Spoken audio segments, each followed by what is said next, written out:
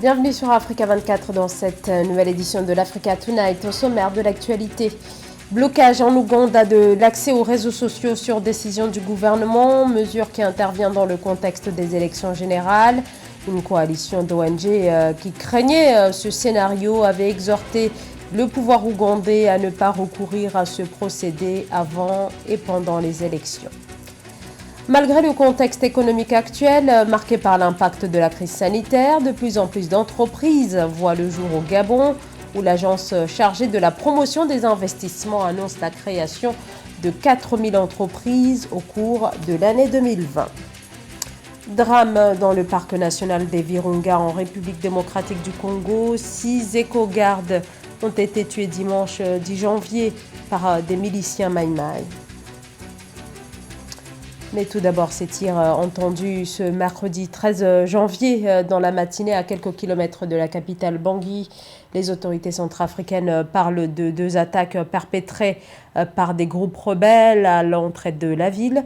Les attaques ont pu être repoussées par l'armée centrafricaine et les casques bleus de la MINUSCA.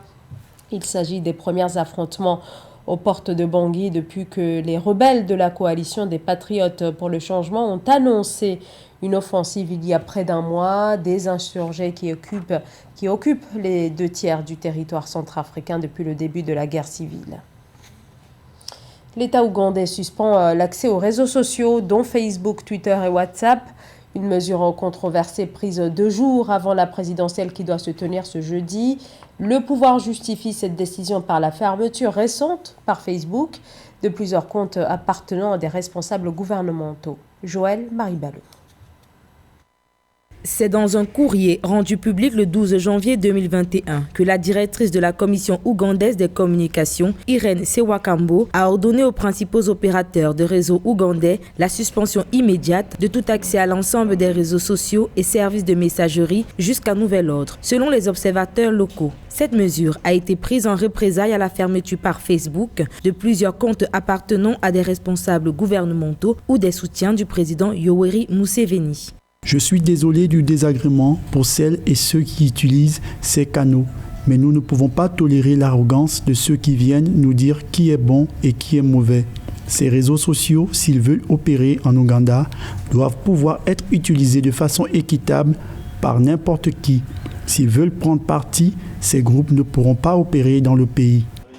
Avant même le blocage instauré le 12 janvier, les internautes se plaignaient déjà d'un ralentissement du débit Internet constaté au cours du week-end. Le 11 janvier, sans crier gare, une liste de plus de 100 réseaux sociaux a été distribuée aux fournisseurs de services Internet, les invitant à les suspendre. Obstruer les réseaux sociaux, c'est une entrave à l'économie et une entrave à la capacité d'échanger des individus. Ça veut dire qu'une entrave aux droits de l'homme, où un pays décide de restreindre l'accès aux réseaux sociaux, c'est exactement comme si un pays avait décidé de mettre plusieurs individus dans une prison. Cette décision jette ainsi un coup de froid aux élections présidentielles et législatives prévues le 14 janvier 2021. Rappelons que, selon les chiffres du régulateur des communications, l'Ouganda compte 20 millions de comptes abonnés à Internet. Et concernant les élections générales, dont la très attendue élection présidentielle, la commission électorale a déclaré lors d'une conférence de presse mercredi qu'elle se déroulera avec ou sans observateurs. Réaction suite au désistement de l'ambassade des États-Unis qui a finalement décliné son rôle d'observateur dans cette élection. Dans l'actualité également, l'ouverture au Bénin du registre d'enregistrement des candidatures en vue de l'élection présidentielle du 11 avril. Chaque candidat doit notamment s'acquitter d'une caution de 93 000 $. La collecte très controversée des parrainages a par ailleurs débuté mardi 12 janvier. Chaque candidat doit en recueillir au moins 16, précise la Commission électorale nationale autonome. Les candidats ont jusqu'au 4 février pour obtenir les parrainages nécessaires et ensuite déposer leur candidature. Pouvoir et opposition en ordre de bataille au Niger pour le second tour de la présidentielle. Le duel opposera le 21 février Mohamed Bazoum, le candidat du pouvoir, à l'ancien président Maman Ousmane. Et dans la perspective de ce second tour, un regroupement qui rassemble 10 candidats en lice lors du premier tour entend bien se faire entendre. Reportage de notre correspondance à Doualizé Mouktar. 10 candidats à la présidentielle nigérienne du 27 décembre 2020 ont décidé de la création d'un nouveau regroupement politique dénommé Alliance des candidats pour le changement ACC. Né après la proclamation des résultats globaux provisoires du premier tour de l'élection présidentielle par la CENI, cette nouvelle coalition politique a pour objectif de proposer sa vision de la gouvernance politique à Mohamed Bazoum et Mahaman Ousmane, arrivés respectivement premier et deuxième. La création de ce cadre a été motivée par les réalités que nous partageons, nous signataires. Celle d'être des candidats issus des formations politiques sans passé chargé et qui aspirent à contribuer à la vraie alternance pour un Niger nouveau. Nous sommes convaincus qu'ensemble, dans une démarche cohérente, nous représenterons à court terme une force qui pèsera à l'occasion du second tour de l'élection présidentielle.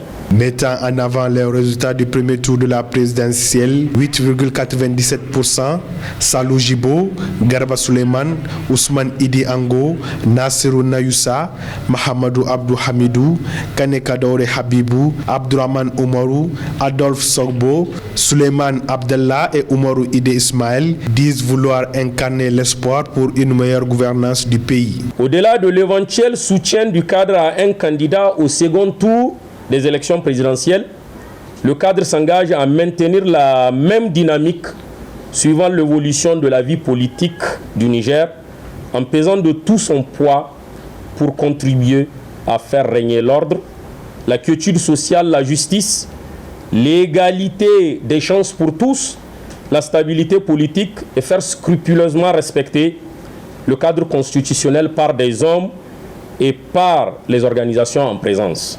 Le second tour de l'élection présidentielle est prévu le 21 février 2021. L'Alliance des candidats pour le changement se propose ainsi d'apporter son soutien à un des deux candidats en tenant compte de la qualité de son programme de gouvernance, mais aussi sur la garantie qu'il peut engager une réforme profonde du cadre électoral nigérien.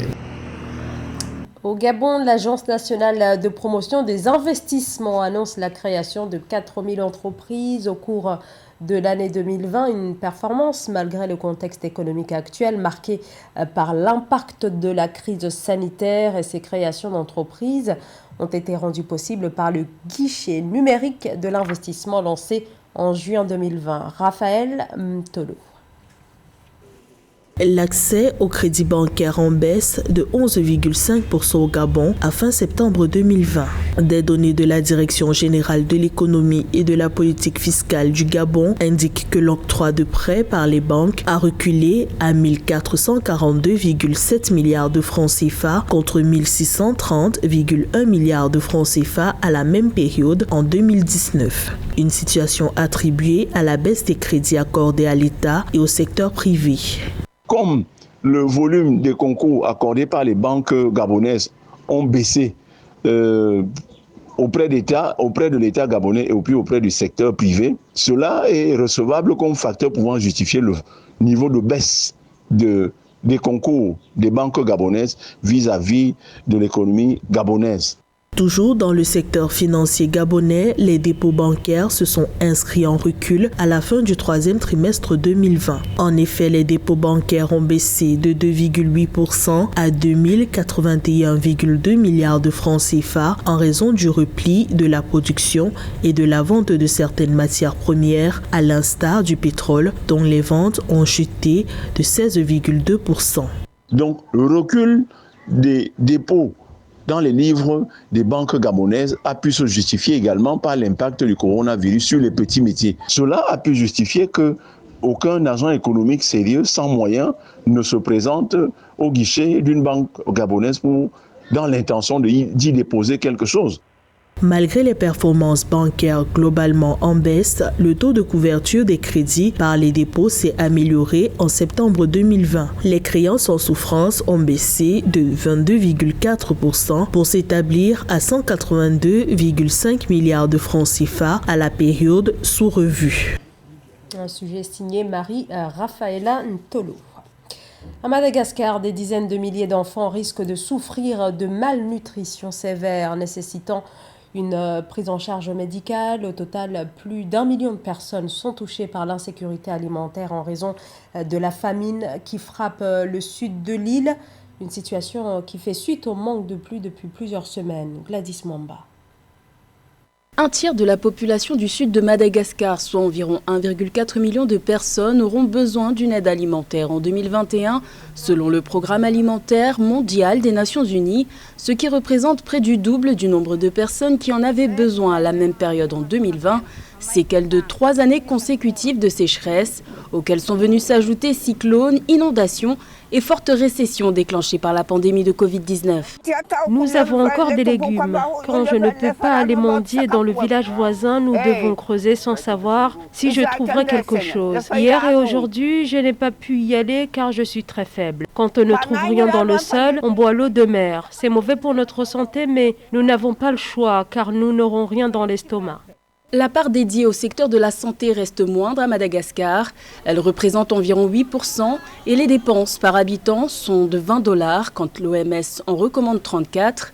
Dans un tel contexte, la situation concernant la malnutrition infantile au sud de la Grande Île est particulièrement préoccupante. 53% des enfants de moins de 5 ans présentent un retard de croissance, 42% souffrent d'insuffisance pondérale et 13% souffrent de malnutrition aiguë, selon le PAM. Le nombre de personnes souffrant d'insécurité alimentaire sévère ainsi que d'enfants souffrant de malnutrition augmente à mesure que nous parlons. Nous avons besoin de financement et nous avons besoin de ressources pour que le PAM puisse augmenter la réponse et réduire les capacités dans le grand sud de Madagascar.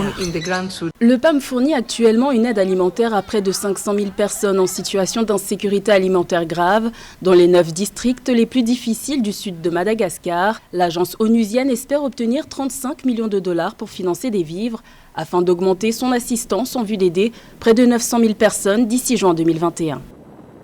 En République démocratique du Congo, au moins 6 rangers ont été tués dimanche dernier dans une attaque perpétrée dans le parc national des Virunga, situé à l'est du pays. Un responsable administratif local a précisé que les victimes avaient été prises dans une embuscade attribuée à des miliciens Maïmaï. Gladys Mwamba. Le sanctuaire des gorilles des montagnes a été le théâtre d'un nouveau drame le 10 janvier en République démocratique du Congo.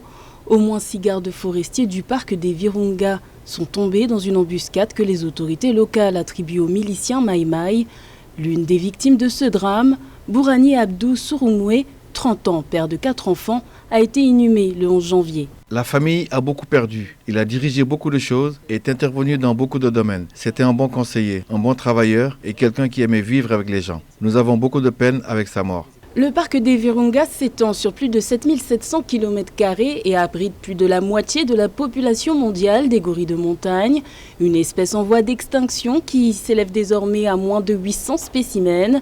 Ce parc national, considéré comme le plus ancien d'Afrique, est une zone protégée inscrite au patrimoine mondial de l'UNESCO.